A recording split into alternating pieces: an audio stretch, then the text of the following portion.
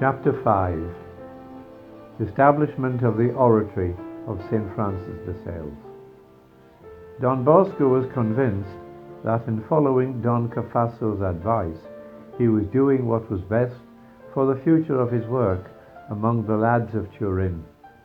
He was preserved from the country rectory that might very well have been his lot, or the curacy in the town that would have taken all his energies, leaving neither time nor strength for what it was increasingly being made clear to him was to be his life's work.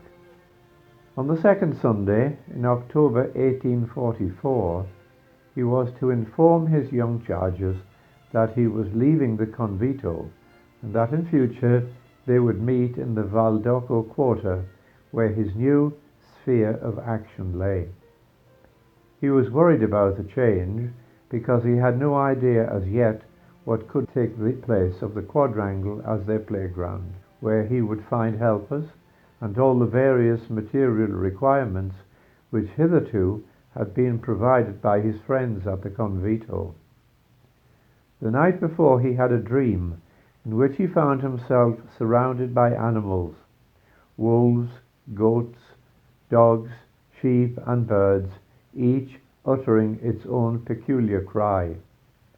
The uproar was fearful, and I tried to flee, but all at once a lady stopped me.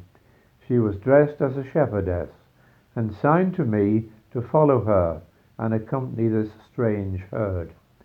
She herself led the way. Thus we moved off over the countryside. Thrice we stopped to let the animals rest, and at each stage I noticed that many of them were changed into lambs, and that their number was continually increasing. Then I found myself in a field where the animals were gambolling about, cropping the grass or scratching about, without trying to harm each other. I was tired out and looked for somewhere at the side of the path to sit down, but the shepherdess called me to continue on my way. Soon I found myself in the midst of an immense quadrangle surrounded by doorways. At one end of it stood a church. At this moment I noticed that 4/5 of the animals had changed into lambs, and their number went on increasing rapidly. Also, some young shepherds came on the scene to tend them, but they remained but a short while and quickly left me alone. But then, wonder of wonders, some of the lambs changed into shepherds, and their number increased continually to such an extent that they were obliged to form parties on their own and go off elsewhere with new charges. It seemed to me in my dream that it was nearly time for Mass, and I wanted to leave. But the lady signed to me to look to the south. I looked. There was a field stretching before my eyes, filled with corn, potatoes, cabbages, beetroot and lettuce, and other vegetables. Look again, she told me. Once more I looked, and to my great surprise perceived an immense church standing before me. At the same time I heard a choir and the organ playing, which seemed to call me to come to sing Mass. Within the church there was a white banner bearing in large letters this inscription: Hic domus mea, inde gloria mea. I wanted to ask this lady, this shepherdess, where I was. What is the meaning of this journey that you have made me undertake? I inquired of her. And what do these stops mean? This house, this church, and then this second church? One day you will understand it all when, with the eyes of your body, you gaze on what you now behold in your dream. I was so sure of being awake that I said to her, "But I can see everything with my bodily eyes. I know where I am going and what I am doing." At that moment, the bell of the church of St. Francis began to ring the Angelus and woke me up. Don Bosco adds, "At the time, I did not understand the meaning of it all, and paid little attention to it. But as my dream came true, I began to see what it meant.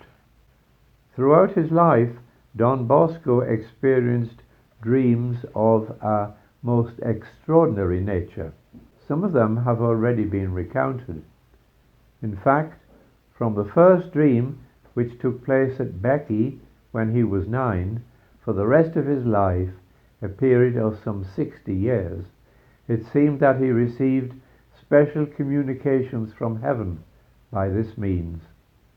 That is a statement which, it may be thought, requires some qualification, and yet examine the phenomena on how we may find ourselves faced with these facts. The dreams took place. There is a whole body of evidence which attests that Don Bosco recounted his dreams to his boys or to his assistants. The dreams came true. Those who heard them recounted were able to testify to this. The evidence is there. How may we interpret it? Don Bosco himself was not always sure of their character. On one occasion, he had recounted one of his dreams to his boys. He was worried about it and accused himself to Don Cafasso of speaking rashly of his dreams. After a moment's reflection, his confessor returned this answer: "Since, in the event your dream has been fulfilled, you may be easy in your mind and continue to speak of it." Even so, Don Bosco was not always satisfied and frequently tested his dreams before speaking of them. Don Cheria, who as a young man knew Don Bosco, is probably the greatest authority on his life. His continuation of the MEMORIE BIOGRAFICHE, volumes 11 to 19, has brought him into close contact with all the evidence regarding the events of Don Bosco's life, so that what he writes regarding the dreams is at least to be taken seriously, and no apology is needed for the following long extract from his Don Bosco con Dio. His dreams were very numerous, for they followed one another at short intervals from his youth until the end of his days.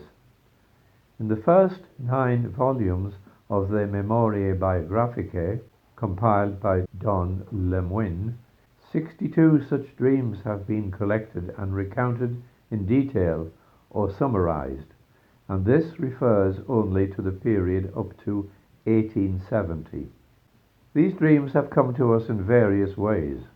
If, for some of them, we have a written account dictated by the saint or revised by him personally, and for others can rely on testimony word of credence. For some of them were reduced to mere oral tradition or vague memories. Classification of them is not difficult.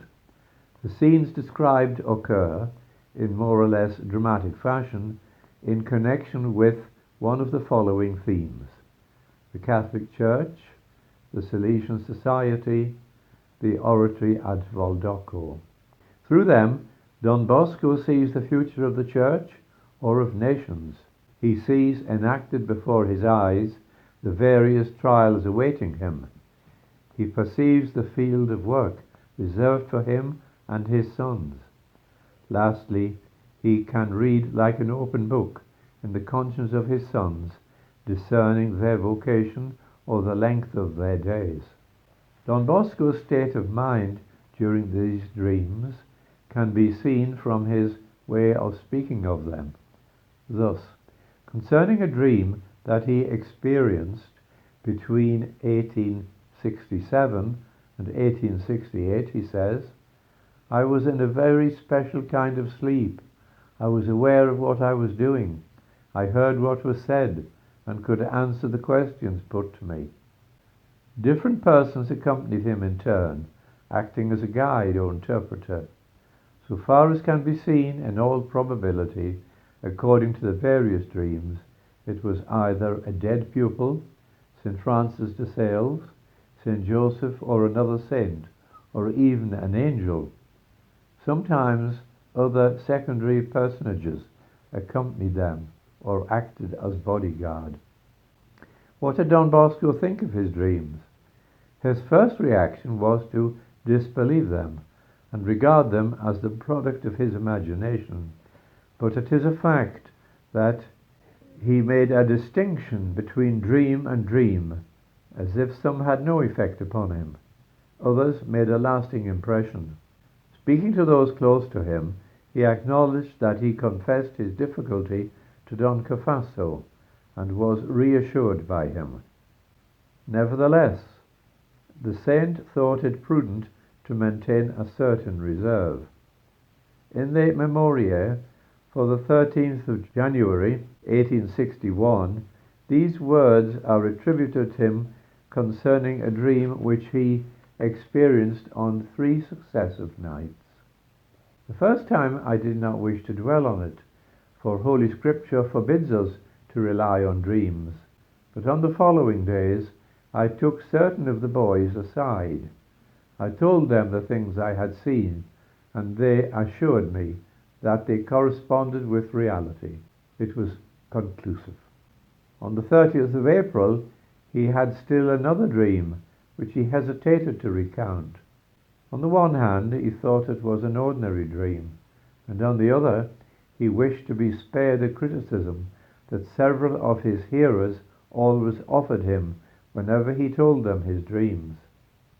But on the following night, in another dream, someone ordered him in imperative tones to reveal what he had seen, repeating more than once, "Why did you not speak of it?" All this helps us to understand what he told Don Barberis in confidence in 1876. "Mine is indeed a fearful responsibility. The mere thought of it makes me tremble. What a terrible account I will have to render to God for all the graces that he has bestowed on us for the progress of our congregation." It can be said that Don Bosco perceives everything clearly, and that the Blessed Virgin leads him step by step. At every moment, in every circumstance, she reveals herself. She it is who visibly protects us from every danger, showing us the task to be accomplished and helping us to carry it out. How did Don Bosco recount his dreams? He stated matters simply, with a certain gravity and affection, says a witness. He spoke without embellishment, avoiding anything which might make an impression or give the idea that he was the object of extraordinary privilege. In his recital, he included amusing descriptions or little jokes to distract the attention of his hearers from any point of great singularity. Nevertheless, there were some who understood clearly and took careful note. In order to lessen any impression of the supernatural, he gave vague names to the personages who accompanied him in his dreams, calling them guide or interpreter, or still more vaguely, an unknown person. But sometimes, during familiar conversations, it happened that he gave clearer indications. In addition, he took a good care to bring out clearly whatever was of a nature to humiliate him. In spite of his care to reduce to the minimum anything that seemed to relate to the supernatural, and of his seeking to humble himself, the rights of truth were preserved. Thus, he warned his children not to laugh at what they heard, but to derive from it all the profit possible. In this connection, concerning the conclusion of the dreams in 1861, he said, "Now I have told you all these things. You will think perhaps that Don Bosco is an extraordinary man, a wonder, a real saint. Dear children, in order to avoid foolish opinions about me, I leave you entirely free to believe or not what I have just told you, and to give to these matters what importance you like. I ask but one thing of you: do not hold them up to ridicule, neither among yourselves or with strangers.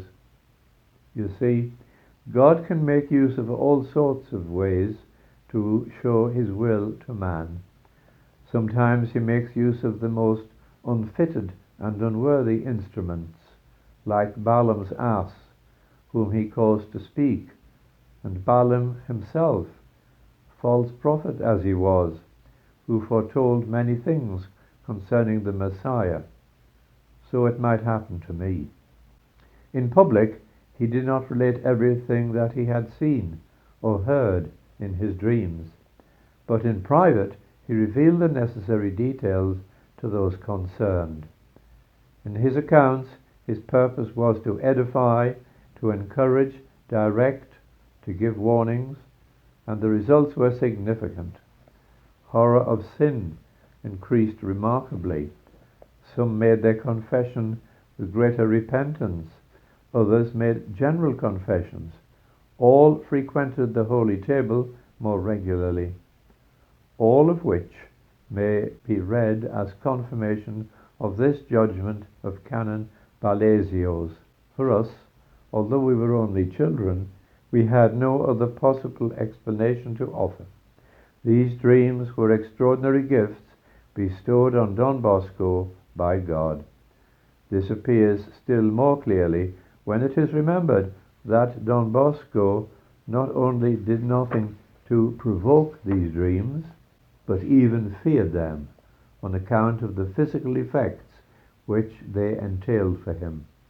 Sometimes, after speaking, he no longer remembered what he had just said a few moments beforehand, a usual phenomenon with those who speak under supernatural inspiration. His dreams possessed two other characteristics which marked them off clearly from ordinary dreams. The first is their general structure. They are in the form of a logical development, leading to an ordered conclusion. This is not the case with ordinary dreams. Don Bosco's dreams contain always a serious element which forms their theme. Their action is at once simple and complex, without any of the banality or absurdity of strange phenomena. Another remarkable characteristic of these dreams is their prophetic nature. Don Bosco's dreams provided not only merely vague forebodings, but clear and precise revelations concerning events still far away in the future. In truth, Don Bosco possessed the gift of prophecy.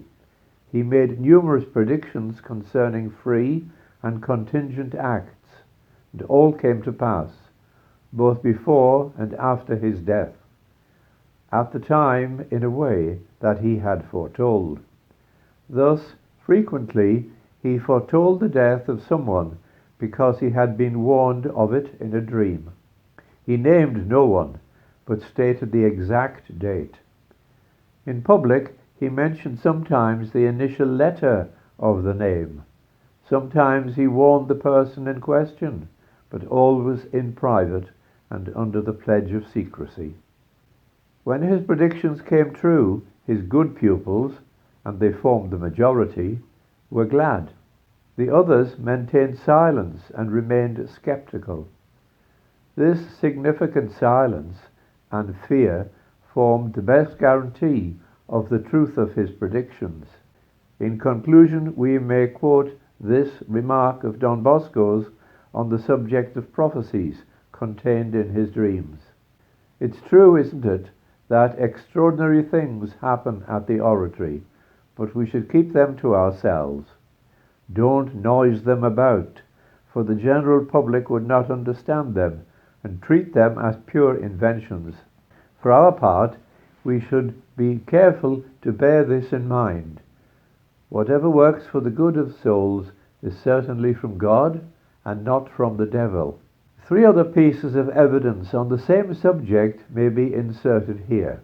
On the 5th of January 1887, Don Lemoine remarked to Don Bosco, apropos of a recent dream, that Our Lady had heaped favours upon him by showing him her wishes in numerous dreams, which were fulfilled to the letter, adding, "I shall call your dreams visions, because such is precisely their nature."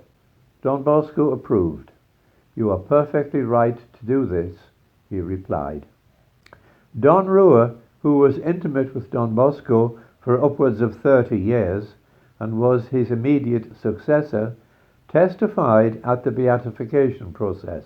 "I am inclined to see in what Don Bosco called his dreams authentic visions, for those things which were foretold to him symbolically always came to pass and still do."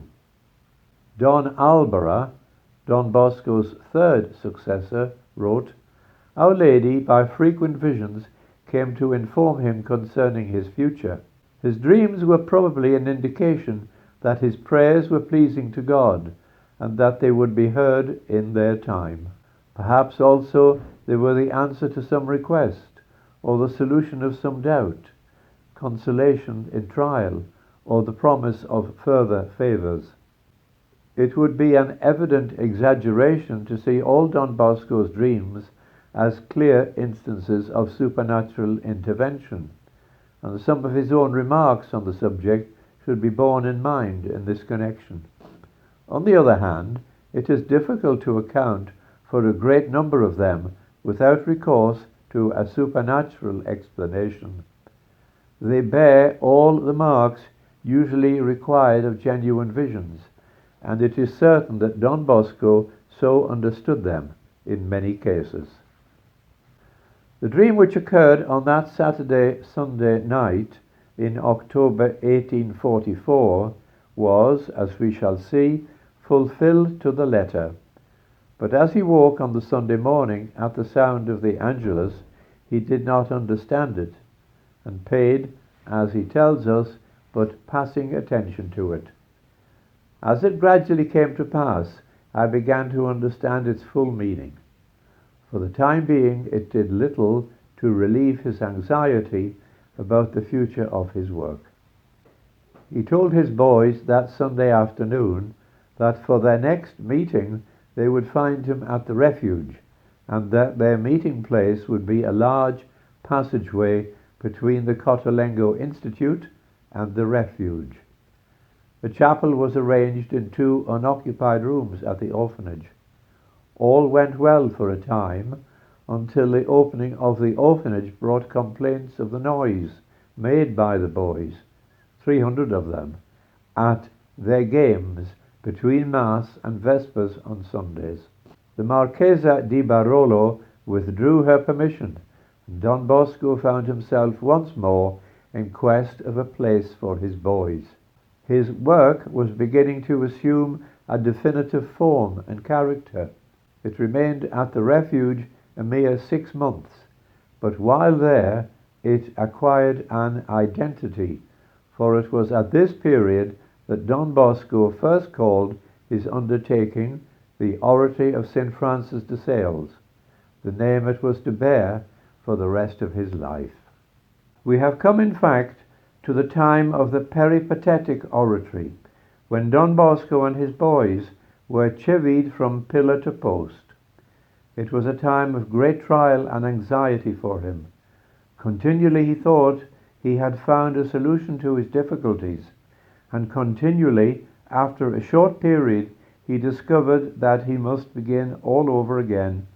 In May 1845, the chaplain of a cemetery gave him permission to use the waste land adjoining it and the chapel for his meetings, but he reckoned without the housekeeper, who, on their very first afternoon there, signified her unmistakable opposition, and permission was withdrawn.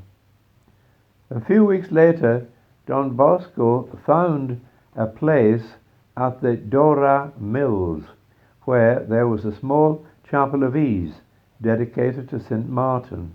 The municipality granted permission for its use. Unsuitable as it was, the church was too small and there was little or no playground. It would have done for the time being, but the neighbours complained, and once more Don Bosco found himself without premises for his oratory. In January 1846, he tried the expedient of meeting in a public place in the town and walking with his boys to some neighbouring church, Our Lady of the Fields, or the church on the Mount of Capuchins, overlooking Turin, or else the Basilica of Superga, the scene of his youthful pilgrimage from Chieri. The drawback was that such excursions depended largely on the weather. In the evening they would meet again and go to some field or park for recreation. When the winter came, and once more he rented 3 rooms near the refuge. They were much too small for his purpose, but he managed to squeeze his boys in somehow, and there give them their catechism classes, taking them to a nearby church for Mass. That, too, was a short-lived experiment, for the other tenants of the house complained. Here, before he was obliged to leave, Don Bosco began his weekday evening classes, a novelty in those days, in Piedmont at any rate. In this he was an innovator, and if the young apprentices learning to read and write at the age of 17 or 18 were grateful to him, it does not seem that the citizens of Turin in that autumn of 1845 were all agreed on the advantages of what he was trying to do.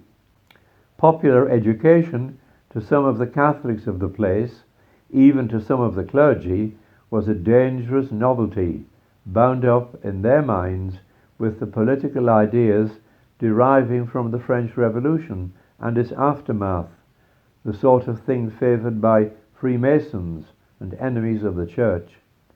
Would it not be better, some of the parish priests inquired, if Don Bosco left all these young people to be cared for by their own parishes? He had little difficulty in showing that such a course was worse than useless. In any case, the parishes had not so far shown themselves very concerned about these poor children.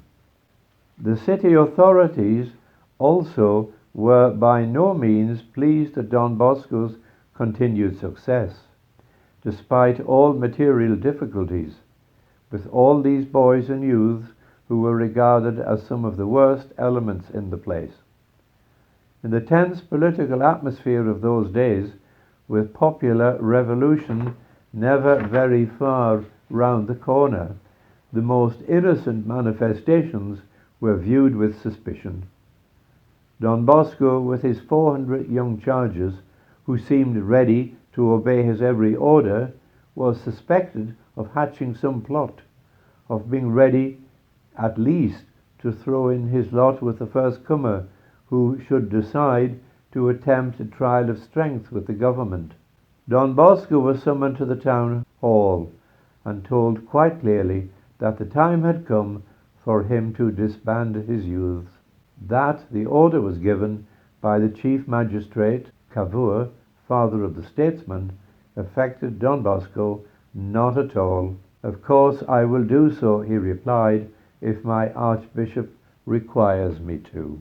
Steps were taken to convince the archbishop, but without success, and it was seen that no help could come from that quarter.